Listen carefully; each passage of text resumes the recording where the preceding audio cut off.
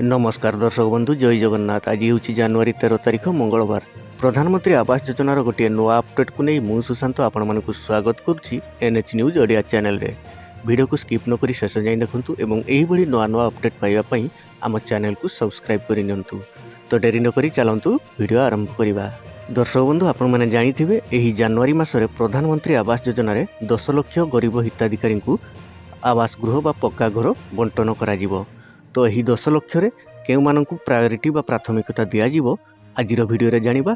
एवं जो 37 लाख आवेदन करथिले 34 लाख हिताधिकारी को नाम शॉर्ट लिस्ट होईची एवं 3 लाख हिताधिकारी को नाम कटिची। केउ मानकर कटिची एवं कोन पई कटिची आजिर वीडियो रे हमें डिटेल्स जानिबा। तो दर्शक बंधु प्रथमे आमे जानिबा केउ मानकर नाम एही 10 लाख मध्य सामिल हेबो बा प्राथमिकता केउ मानकु दिया जिवो। देखंतु प्रत्येक ब्लॉक रे एबे पंचायत वाइज गोटे गोटे लिस्ट प्रस्तुत करा जाउछि। धरा जाऊ आपणकर पंचायत रे 600 लोक आवेदन करथिले सेति मध्यरु 500 लोकंकर नाम शॉर्ट लिस्टेड होईछि बा योग्य तालिका रे अछंती 100 जण लोक बाद परिछंती। तो सही 500 मध्यरु आपणको पंचायत को धरा जाऊ 300 घर आसीबो बा 200 घर आसीबो केउ मानकु प्राथमिकता दिया जिवो। देखंतु आपणकर पंचायत लिस्ट वाइज प्रथमे भिन्नक्षम विधवा एवं एकाकी महिला जो माने थिबे तांकर नाम को शॉर्ट लिस्ट करा जिवो। धरा जाऊ आपणकर पंचायत रे 500 योग्य हिताधिकारी अछंती बा 500 परिवार रो नाम को शॉर्ट लिस्ट करा जाईछि। सेति मध्यरु भिन्नक्षम विधवा एकाकी महिला वृद्ध 50 जण अछंती। तो सही 50 जण को प्रथमे निया जिवो। तापरे जेहेतु आपणको पंचायत को 200 घर भाग मिलछि आउ 150 हिताधिकारी कोठो निया जिवो आगु आवेदन करिथिबा सीरियल वाइज आउ 150 से लिस्ट मध्यरु निया जाई सही लिस्ट प्रस्तुत करा जिवो। तो एबे सही लिस्ट प्रस्तुत कार्य ब्लॉक लेवल रे प्रत्येक ब्लॉक रे चलीछि। आ अल्प दिन मध्य सही लिस्ट प्रस्तुत होई जिवो एवं आपणको पंचायत को आसी जिवो।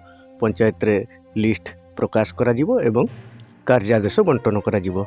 तो दर्शक बंधु एबे चलंतु जानिबा जो 37 लाख हिताधिकारी आवेदन करिथिले बा सर्वे करिथिले सेति मध्यरु 34 लाख हिताधिकारी को नाम अछि 3 लाख हिताधिकारी को नाम कोन पई कटिछि।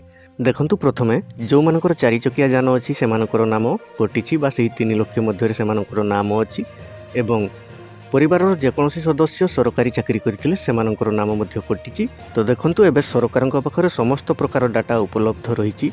परिवहन विभाग तरफ डाटा कलेक्ट करा जाइछि एवं रेवेन्यू डिपार्टमेंट रु आपण मानकर केते चाष जमी अछि सेही डाटा कलेक्ट करा जाइछि। इनकम टैक्स डिपार्टमेंट रु आपण टैक्स दउछंती कि नहीं तार मध्य डाटा कलेक्ट करा जाइछि।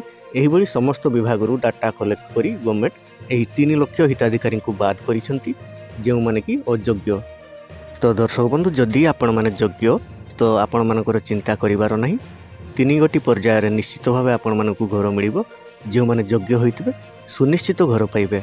तो दर्शक बंधु आशा करुछि एही छोटो इनफॉरमेशन टी आपण मानकु भलो लागिथिबो। जदि भलो लागिथाय तबे वीडियो टी गोटे लाइक करि दियंतु एवं एही भली नुआ नुआ अपडेट पाइबा पई हम चैनल को सब्सक्राइब करि नियंतु। वीडियो टी को शेष पर्यंत देखिथिबारु आपण मानकु बहुत बहुत धन्यवाद।